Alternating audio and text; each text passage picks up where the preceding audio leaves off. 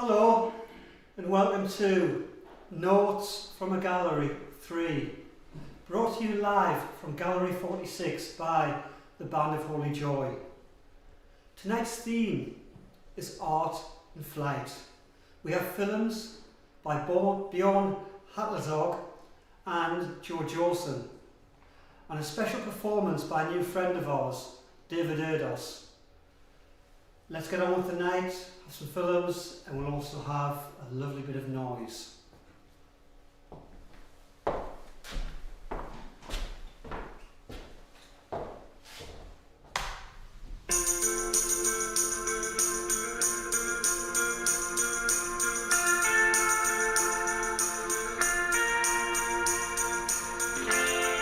So many lights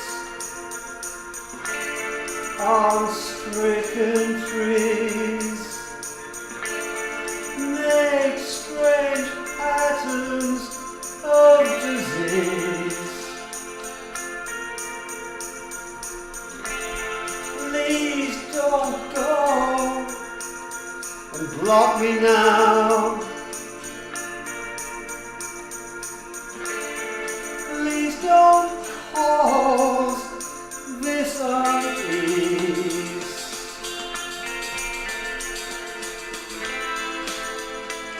When love is not enough, when your best friend cannot reach you, when you can see the good in all.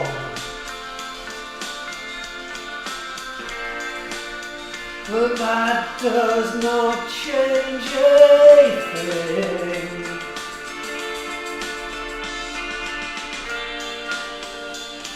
When love is not enough,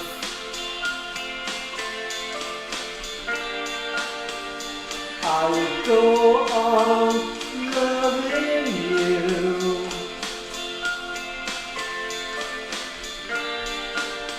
because love is all we've got right now, and this love is all we can do.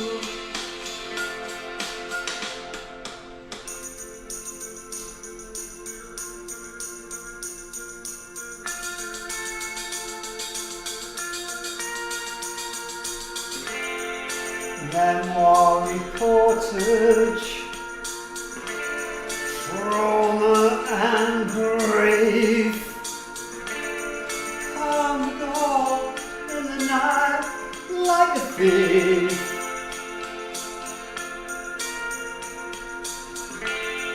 Please don't absent yourself from this scene.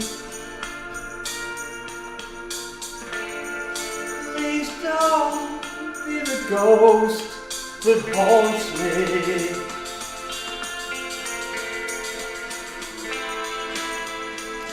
When love is not enough, when your best friends cannot reach you,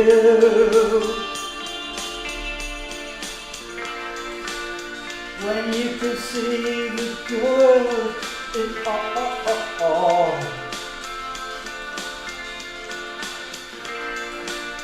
But that does not change anything.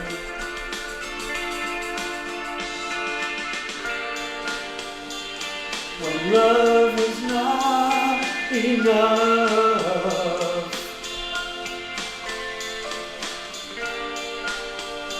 I will go on loving you,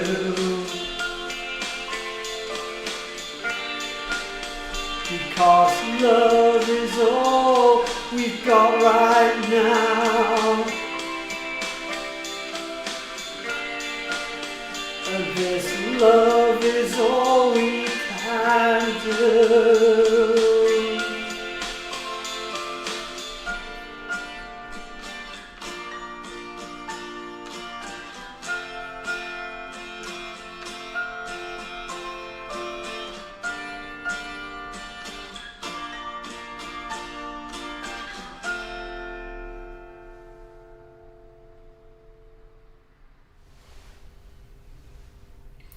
This short film is not so much myself reacting to the band's words and song, rather the band are responding to events that happened over 4 individual shows that took place at Gallery 46.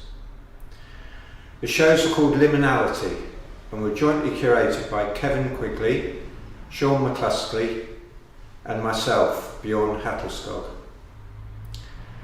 Johnny was named as co-curator on some of the nights and was well placed to stand in the middle of the action and absorb our attempts to rise above all urban constraints. These words and the song he sings them on here are the band's impressions of the magic we hopefully created.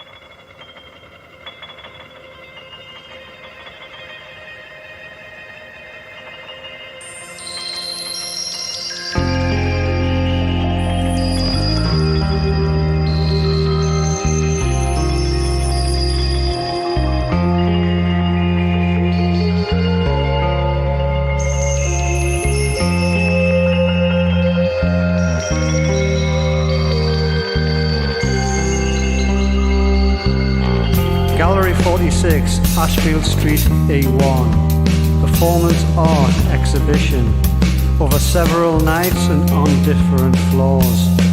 Beyond the threshold, cacophony kicks in. Continue an exploration of different states until souls make a transition phase in their lives. The passage can be a performance or a trial, a ritual that induces souls to leave the old self. Relative perception moves into heightened dream. Souls go into trance state and all other structures suspended. To live is to choose, but to choose well, you must know who you are and what you stand for, where you want to go, and why you want to get there. I change, is a ritual changing me? I change, is it something you can see? I change, I feel the city change with me. I change. The only thing not changing is this blur of constant change. I'm flying high over White Channel now. Things have gotten that strange. How do you comprehend my metamorphic rearrange? I change.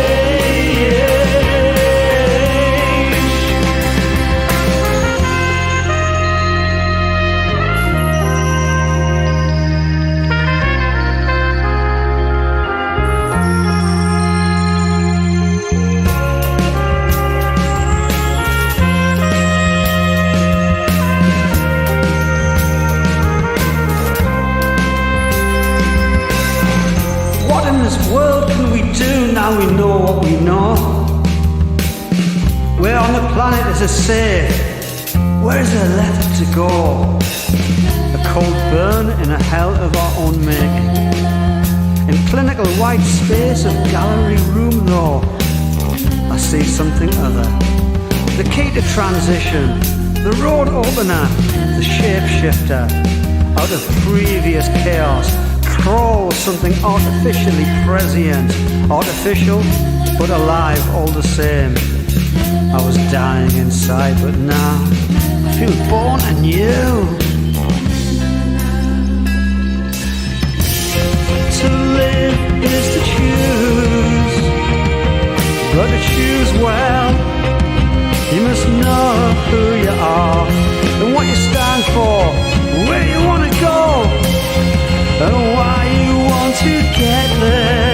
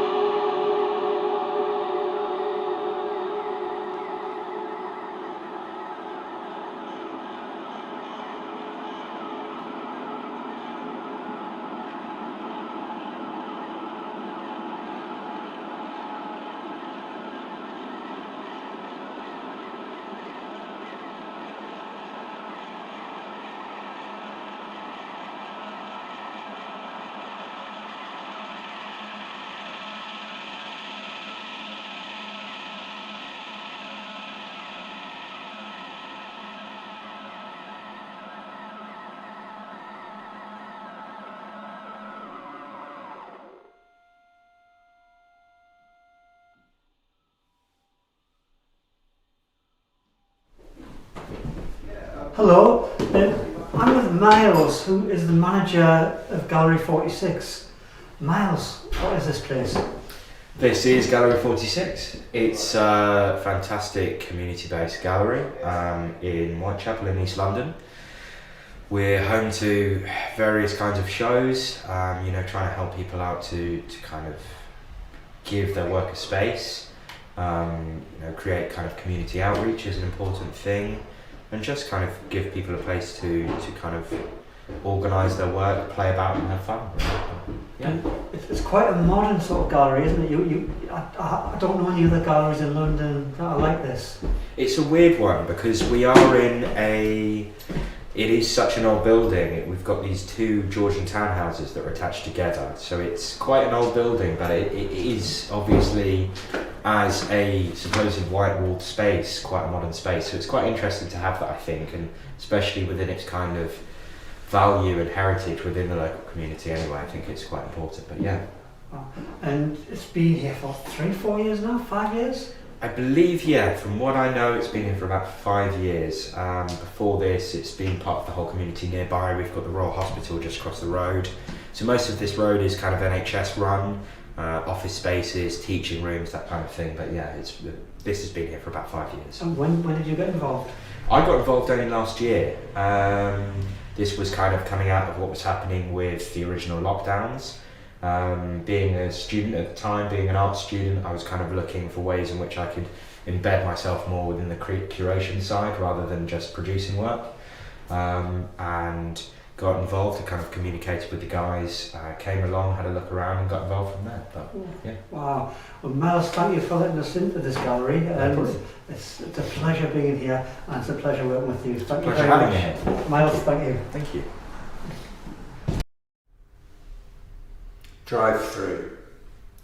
The video for A New Clear Vision was filmed in a multi-storey car park on the south coast one day in early March 2020, on the cusp of the first lockdown. A drive-through of this brutalist prefabricated concrete structure at dawn, the rear view perspective capturing the near empty fluorescent lit levels, arriving on the open air raised deck as the sun breaks the horizon, marking the cyclical transition.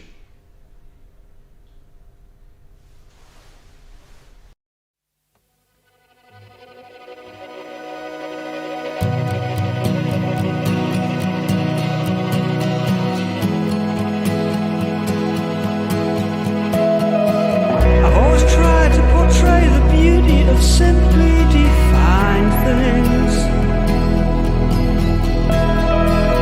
We fell in love like the people in my songs.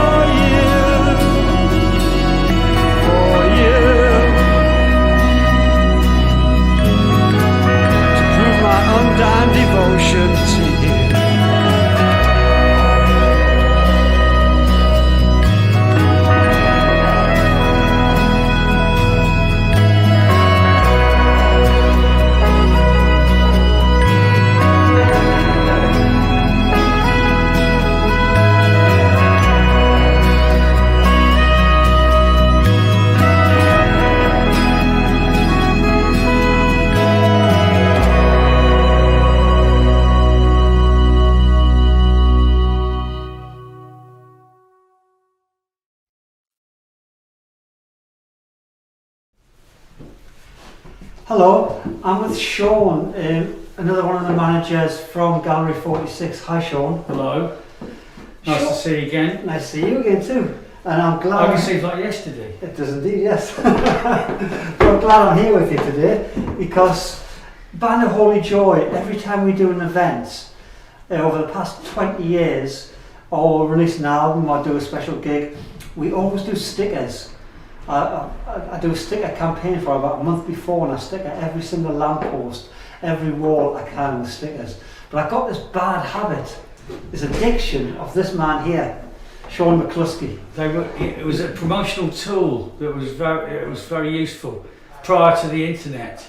But it's more than a promotional tool, isn't it? It's became an art form. Yeah, hasn't it? absolutely. It's a street art form. Yeah, it was. It kind of went in tandem with kind of what was happening with street art, people using stickers, and that obviously became sort of stencils and stuff, offshoots of it. But stickering was like a really good way of promoting stuff, you know. Yeah. Mm-hmm. Prior to other than just doing leaflets. Yeah. Mm-hmm. For events, really. Sean used to have a club called the Sonic Mook Experiment, and that's where he started. He started doing his stickers, and I just picked it up off Sean.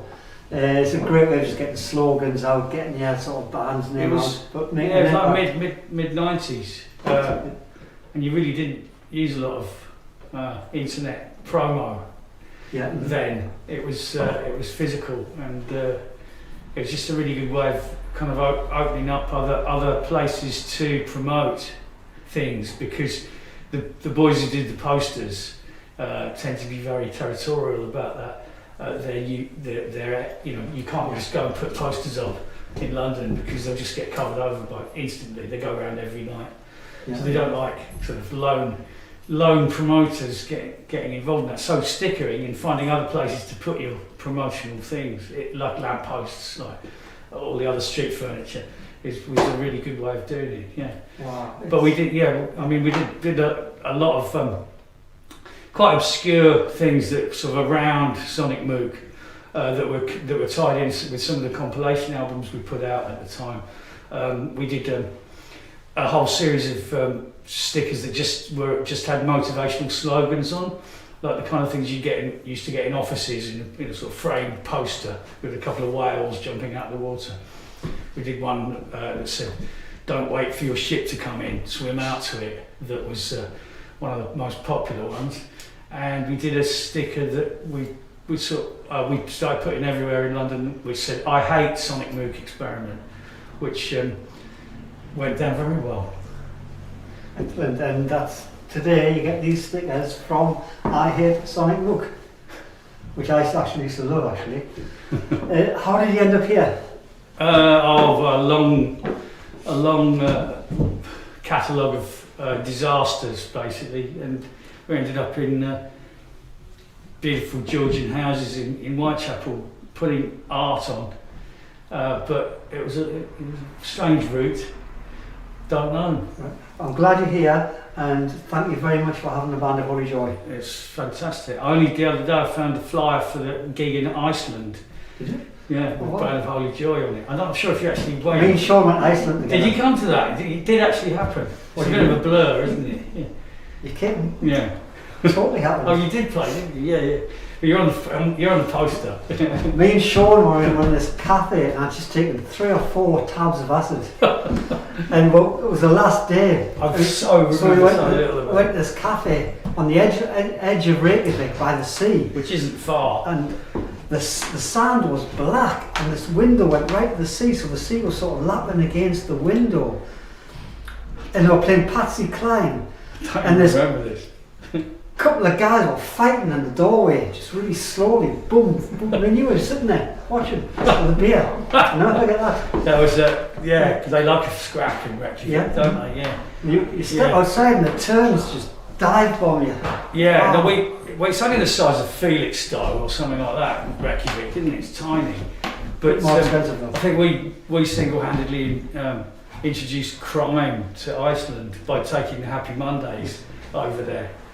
That was And they robbed all the shops in the high street with like, they had Rolex watches, new trainers, everything. Because no one was looking out for shoplifters, because nobody did anything wrong there, apart from lots of drinking and fighting at night.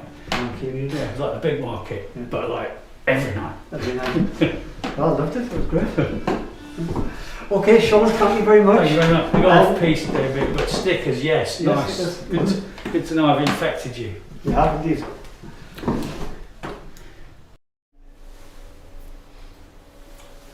We are now very honoured to introduce a new friend to the Band of Holy Joy, a really brilliant poet, Mr. David ERDOS. He's written an essay around our new album, a sort of poetic essay. It's really beautiful. It's called Adrenaline for the Stars. David is now going to read it. David? Thank you, Johnny. Adrenaline for the stars. On Band of Holy Joy's dreams take flight. Irising in, song is soul and is seen and heard through the singing. As dreams take flight, starts ascension through Johnny Brown's sainted voice. On a soundtracked wave of light and steady strum, fresh directions as a new clear vision emerges and shows each soul and heart their fresh choice. The song is a directive, of course, as well as direction. As vinyl fairy tales reveal how anything is clearly possible, the sounds within shimmer as they source and spark captive air. Born by winds of smooth synth from Peter Smith, guitarist James Stephen Finn, and Per Ubu's Graham Dowdall, here is a utopian broadcast instructing each listener how to care. The song is a sermon of sorts, as Band of Holy Joy rip through remit. Honoured now across decades of musical calls for change, it shines a light across sound, leavening the dark that surrounds us as intent and urgency intermingle and the hemispheres come into contact with the earth and all love is saved for our age. Notes from a gallery paints the room with Finn's soul-stoked piano as Brown paints a portrait of the debut venue for this disc in which cacophony will kick in and souls might make a transition phase through their living as the band's history becomes building in London's Gallery 46. This unique track is a tour of what you will see and hear when you visit, a virtual indication of what music and joy hope to heal. The song trips along thanks to Mark Beasley's bass and Daryl Holly's drumming. Barbara Bartz's string arrangement powers your gaze, makes it real. The song is also time travel, if heard before the exhibition and 4-night residence opens, as well as its own strange curation, if heard, of course, afterwards. As we remember a night in which we have not yet encountered, but are living now as we listen, the music revalues all of memory's treasured goods. It should be stated herein that COVID stopped these dreams rising. Now, a year later, they colour and cloud and claim form. Heard through the hand and held, of course, by this waiting and released like a caged bird thanks to Ashwood Street's open doors. On-set romance don't usually last, flanges in as Finn's guitar melts each moment. Love's experience becomes movie and in being abandoned halfway through, touches all. As if the cinema we're all in were playing back desperate aspirations where dressing like the enemy for so long leaves the singer seeking a forgotten friend's distant call. We have been made villain and hero in turn by what we have been through. This song shows in passing how forbidden to fraternise our stopped stories mean that by making love in the face of death, we're in thrall to the hidden feelings which rule. A Smith-like sound chimes and jangles. Brown croons and colours the desires and dreams framed by walls. Take a leap into the great unknown, explores space, as each instrument orbits before Johnny's vocal, storm cloud or meteor shower burst through. Take a leap into the great unknown, he sings, as programming and electronica splices. We don't have to face this thing alone. Eternity can be ours forever, and is, as pitch and frequency elevate us in this song-sparked broadcast, where the external and internal join forces to master and seize cosmic truth. That magic thing sees Brown ask why the trial of love finds him wanting, as he swims through spring's snowmelt towards a woman's rejection, calling on psychomagic to reclaim the dizzy glow of lost years. He seeks to elevate and reach the high state as Finn's resonant guitar rhymes beside him, and Beasley's glockenspiel sings the child's song that accompanies each word's tear. The track is a requiem for a time in which the poetry of extinction is bettered. Within this simple beauty, the album as a whole shines its light. We can weather each storm and return to the prize we once mastered. Turn your sleeping face upwards and watch how your dreams in turn can take flight. This is the festival scene, tells the tale as Brown and band revivify celebration. With Madam's Suki Smith there beside him, the island of light sources sea that has flowed so dark for so long, which Andy diagrams, trumpets crest over, and the technicolor cinema scope of the music becomes crowd and clamour and documentary too, in widescreen. Stranded savages, lost in fields, roar in strange echo of the music made to transport them. With such calls corrupted, nobody truly knows how to be. The rhythm of life marks return through Finn's attendant guitar and stately piano, as Brown's long-hated city is brought to strong task, criticised.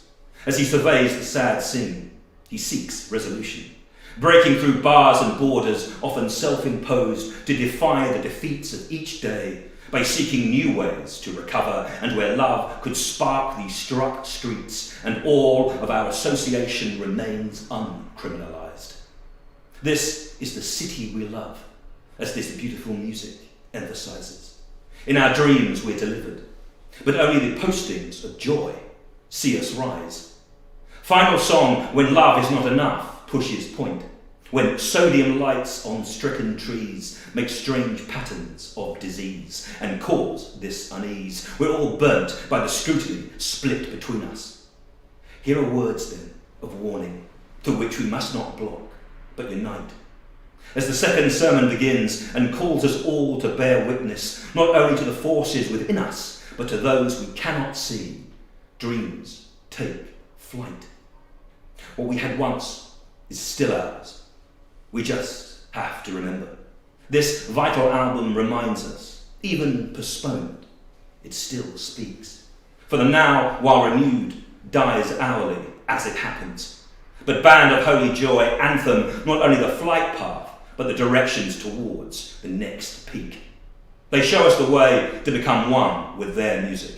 Heard through Brian O'Shaughnessy's rich production, his formal primal scream sources sound, as does Stuart Maxim's mastering, as this young marble giant helps raise Band of Holy Joy's stone-sourced maxims towards a shared cosmos in which every breath stays profound.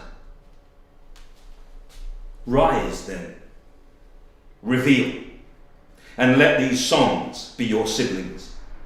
We are all one family sleeping. If we share these dreams, what was taken and what was lost can be found. This album provides adrenaline for the stars and shows them how to move forward. Here, the soul achieves soundtrack and the gathering storms soothed by sound. David ERDOS, February the 3rd, 2021.